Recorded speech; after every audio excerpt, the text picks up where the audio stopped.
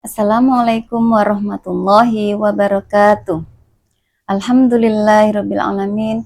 Alhamdulillahi bi ni'mati tatimmus sholihat.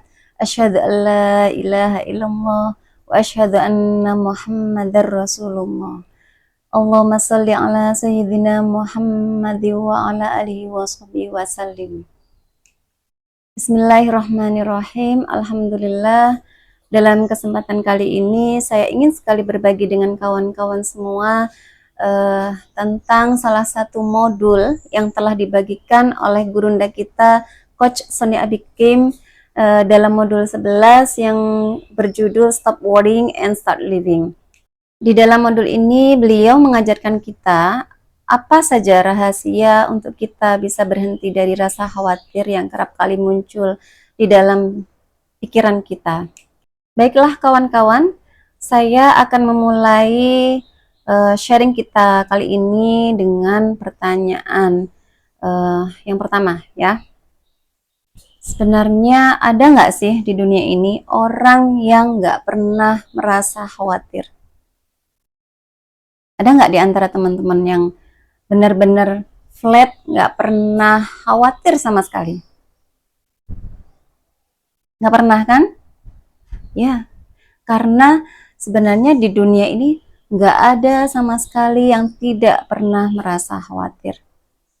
Kenapa? Karena rasa khawatir itu adalah salah satu bentuk emosi yang Allah anugerahkan kepada kita. Sebenarnya rasa khawatir itu kalau menurut teman-teman nih ya, sifatnya negatif atau positif? Coba kita renungi ya. Kalau kita khawatir itu lebih ke arah negatifnya atau ke arah positifnya? Kita tahu ya teman-teman, bahwa emosi itu sebenarnya bersifat netral. Nggak ada yang positif, nggak ada yang negatif. Tapi emosi itu bisa bersifat negatif jika sikap kita negatif. Dan emosi itu bisa berubah menjadi positif jika sikap kita juga positif. Nah, rasa khawatir ini sebenarnya yang seperti saya bilang tadi bahwa itu adalah anugerah dari Allah, maka setiap manusia pasti diberi rasa khawatir. Sebenarnya rasa khawatir itu baik jika tidak terlalu berlebihan. Kita butuh rasa khawatir. Kenapa kok kita butuh? Karena rasa khawatir itu bisa membuat kita bisa mengantisipasi segala masalah yang hadir di dalam hidup kita ya. Seandainya kita nggak punya rasa khawatir, maka kita tidak akan punya rasa antisipasi terhadap sesuatu hal. Maka dari itu ada baiknya jika kita bisa mengelola dengan baik rasa khawatir agar tidak terlalu berlebihan. Jika rasa khawatir tidak kita kelola dengan baik, maka rasa khawatir tersebut bisa menimbulkan rasa takut. Jadi rasa takut itu berawal dari rasa khawatir dulu. Baru kemudian timbul rasa takut. Jika kedua rasa ini gabung, maka bisa menyebabkan stres yang kronis bagi seseorang. Dan hal ini bahayanya bisa membuat seseorang tersebut mengambil keputusan yang tidak bijaksana. Itu yang tidak kita harapkan ya. Maka dari itu penting sekali bagi kita untuk bisa mengontrol rasa khawatir yang kita miliki agar tidak berkembang kemana-mana. Sampai akhirnya menjadi rasa takut, kemudian menjadi rasa stres, dan kemudian puncaknya adalah depresi. Pertanyaan berikutnya, apa sebenarnya yang bisa menimbulkan rasa khawatir pada setiap orang? Apa teman-teman ada yang bisa jawab?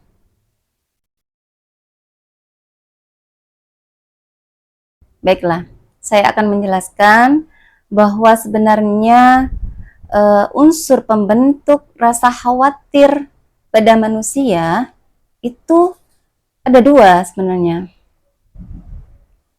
Yang pertama adalah adanya keinginan.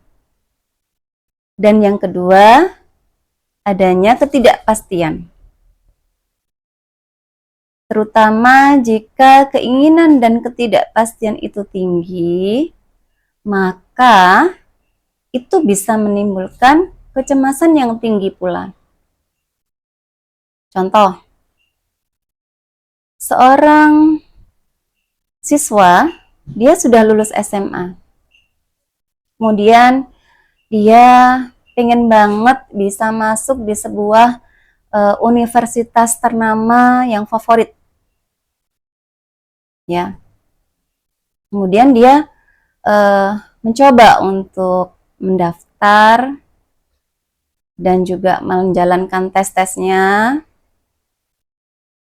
Dan dia meskipun setelah menjalankan tes-tes yang sudah dilakukan, tapi kenapa kok dia masih merasa khawatir? Ya itu tadi, karena dia memiliki keinginan yang tinggi untuk bisa masuk ke dalam kampus tersebut, ke dalam universitas favorit tersebut. Adanya keinginan yang tinggi tadi. Dan juga ada ketidakpastian yang tinggi di situ. Kita tahu sendiri ya, kawan-kawan, bahwa untuk bisa masuk ke dalam sebuah universitas ternama yang favorit itu tidak mudah.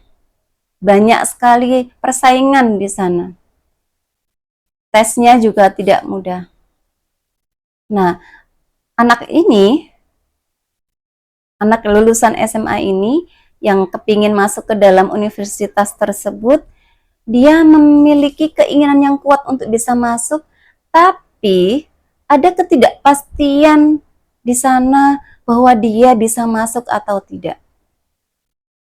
Sehingga dia merasakan kecemasan yang tinggi. Nah, kalau misalnya dia nggak bisa kelola itu, seandainya dia nggak bisa mengelola rasa khawatirnya itu bisa menjadi stres. Maka dari itu, di sini perlunya kita belajar bagaimana caranya mengelola rasa khawatir. Dan ini akan kita bahas di sini. Menurut teman-teman semua, ketika kita khawatir itu, apa yang ada di dalam bayangan kita? Yang baikkah atau yang burukkah? Biasanya, ketika kita merasakan kekhawatiran, yang ada di dalam bayangan kita itu adalah sesuatu hal yang tidak kita inginkan. Bener nggak? Beda banget sama ketika kita merasa berharap ya.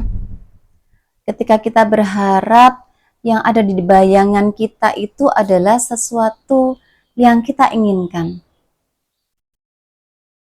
Jadi berkebalikan. Kalau rasa khawatir yang dibayangkan adalah sesuatu yang tidak diinginkan, sedangkan kalau rasa berharap yang dibayangkan itu adalah sesuatu yang kita inginkan. Kalau misalnya kita terus-terusan membiarkan rasa khawatir itu tumbuh berkembang di dalam pikiran kita, membiarkannya saja terus berkembang, itu bisa menjadi sebuah prasangka. Ini yang perlu kita hati-hati, karena apa? Prasangka-prasangka ini bisa menimbulkan hal-hal yang terkadang itu tidak kita inginkan bisa menjadi terjadi. Kita tahu ya bahwa seperti yang saya bilang tadi, bahwa rasa khawatir itu yang dibayangkan itu biasanya sesuatu yang nggak pengen terjadi. yang tidak dia inginkan.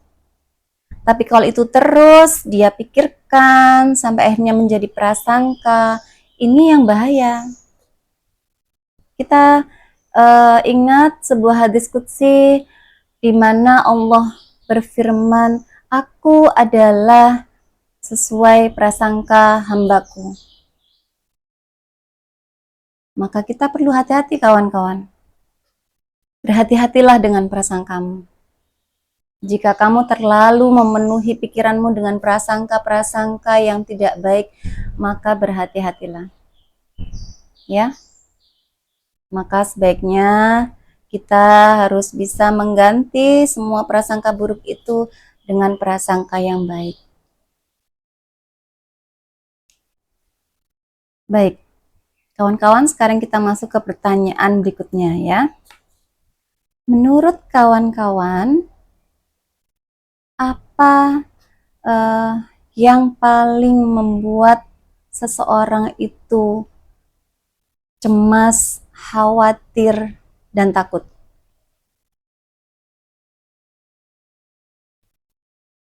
Menurut para pengamat, ada 4 hal yang paling dicemaskan, dikhawatirkan, dan ditakutkan oleh orang-orang.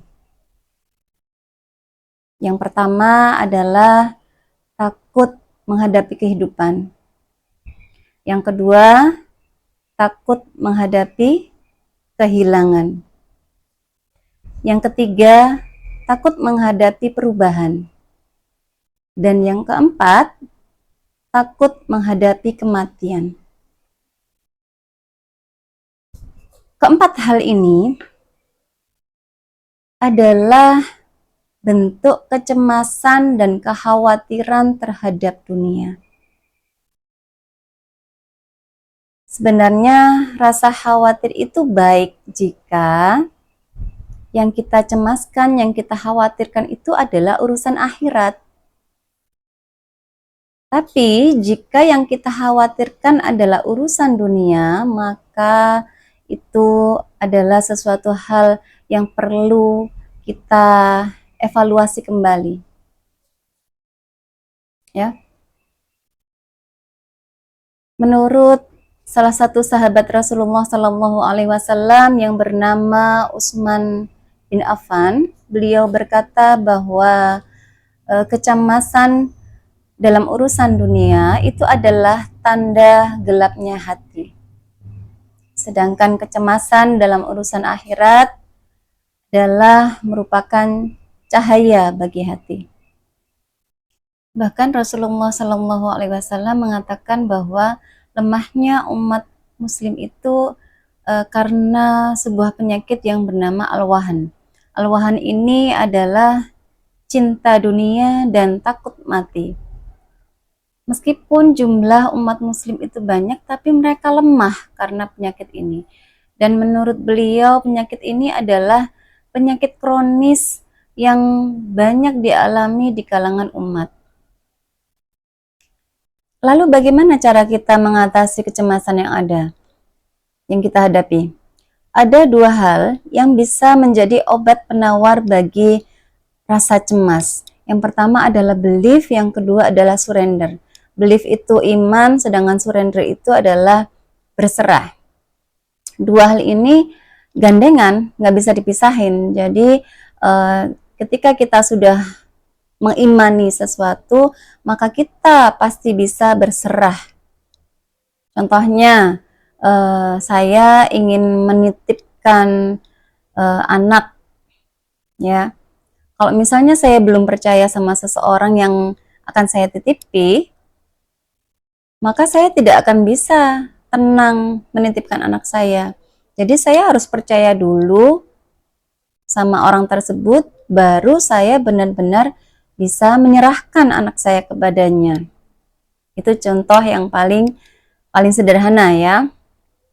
4 level untuk percaya, kita bisa gunakan untuk umum ataupun untuk Allah. Tapi di sini saya ingin sekali menggunakan 4 level percaya ini untuk Allah. Yang pertama adalah percaya bahwa Dia ada, dan yang kedua percaya bahwa Dia senantiasa melindungi kita. Yang ketiga, percaya bahwa Dia Maha mengetahui segalanya. Yang keempat, percaya bahwa Dia akan selalu memilihkan yang terbaik untuk kita.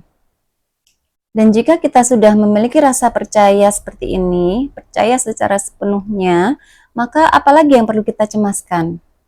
Sesungguhnya, apabila memang rasa cemas itu ada, yang perlu kita cemaskan itu hanyalah penyesalan, bukan rasa sedih, bukan rasa takut, ya, bukan rasa takut kehilangan, rasa kesedihan karena kehilangan seseorang, bukan. Dan mana sih yang lebih menyakitkan? Apakah rasa sedih ataukah rasa menyesal? Iya, yang lebih menyakitkan adalah rasa menyesal. Kenapa? Karena kalau rasa sedih itu terjadi tanpa ada kendali kita, tidak bisa kita hindari, kemudian terjadi karena bukan perbuatan kita. Beda dengan rasa menyesal. Kalau rasa menyesal itu biasanya karena akibat dari perbuatan kita, ya. Kemudian ada di dalam kendali kita sebelumnya. Dan biasanya ini lebih sulit hilangnya daripada rasa sedih. Kalau rasa sedih itu lebih cepat hilangnya. Beda banget sama rasa menyesal. Dan biasanya kalau rasa menyesal itu biasanya karena kita itu melakukan sesuatu yang nggak seharusnya kita lakukan, atau sebaliknya karena kita nggak melakukan sesuatu yang seharusnya kita lakukan, sehingga timbullah rasa penyesalan di situ. Dan rasa cemas yang hadir itu sebenarnya adalah sebuah sinyal bagi kita to do something, untuk melakukan sesuatu. Dan yang perlu kita lakukan ini adalah apa-apa yang ada di dalam kendali kita. Jangan pernah berusaha untuk mengontrol apa yang ada di luar kendali kita. Itu akan sangat berat, ya. Kenapa itu sangat berat? Karena jika kita berusaha untuk mengontrol apa yang tidak bisa kita kontrol, apa yang ada di luar kendali kita, itu akan bisa menimbulkan kepanikan. Beda dengan kalau misalnya yang kita lakukan itu, yang kita upayakan itu adalah apa-apa yang ada di dalam kendali kita, maka kita akan bisa melakukan sesuatu yang terbaik, yang sekiranya itu memang bisa kita ubah, gitu ya. Kemudian masalah hasilnya, nah ini serahkan pada Allah. Jadi kalau misalnya kepanikan itu tidak bisa kita kontrol biasanya di luar kendali kita, tapi kalau keberserahan itu berarti kita hanya mengontrol apa yang ada di dalam kendali kita aja. Satu contoh apa yang ada di luar kendali kita yaitu tentang kematian. Dan terkait mati ini ada 4 sikap, ya. Sikap yang pertama adalah orang-orang yang melupakan mati. Jadi mereka ini orientasinya hanya di dunia aja. Mereka tidak mau membahas tentang mati ataupun kehidupan setelah kematian. Mereka hanya ingin menikmati hidup. Itu sikap yang pertama. Orang-orang yang melupakan kematian. Dan yang kedua, sikap yang kedua adalah orang-orang yang takut mati. Biasanya mereka yang takut mati ini karena mereka takut kehilangan kenikmatan yang sudah mereka dapatkan selama hidup di dunia. Kemudian yang berikutnya karena mereka juga takut amalnya belum cukup, jadi mereka belum siap. Mereka juga takut dengan orang-orang yang akan mereka tinggalkan nantinya, misalnya anaknya, pasangannya, orang tuanya. Jadi mereka itu punya pemikiran, kalau seandainya nanti aku mati, anakku siapa yang ngurus? Kalau aku mati, pasanganku nanti bakal nikah lagi dong. Lalu orang tuaku gimana? Nah, itu yang itu yang ada di pikiran-pikiran mereka. Kemudian sikap yang ketiga adalah orang-orang yang ingin mati.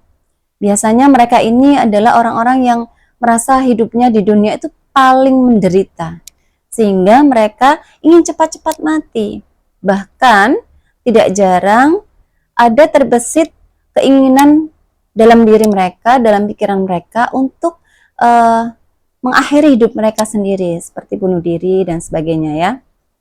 Lalu sikap yang keempat adalah orang-orang yang siap mati.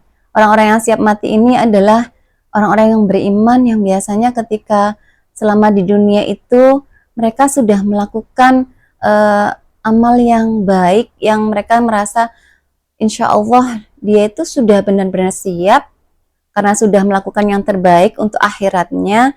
Jadi mereka ingin sekali segera bertemu dengan Robnya. Tapi bukan berarti ingin cepat mati ya, itu bedanya. Ada beberapa nasihat perihal kematian. Yang pertama adalah jangan takut menjemput kematian. Kita nggak perlu takut. Contohnya gini, aduh saya takut mati nih karena amal saya belum cukup. Saya masih banyak dosa. Maka apa yang bisa kita lakukan? Karena kita nggak bisa menolak mati.